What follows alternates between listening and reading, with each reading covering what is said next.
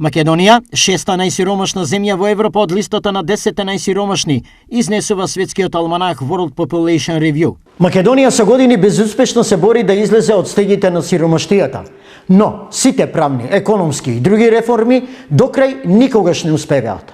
Затоа по првиот чекор напред редовно се прави чекор назад. Поради што нашата судбена засега е живот во групата на најсиромашни. По нас се Босна и Херцеговина, Белорусија, Србија и Црна Гора, а на врвот на листата се Украина, Грузија, Косово, Молдавија и Албанија.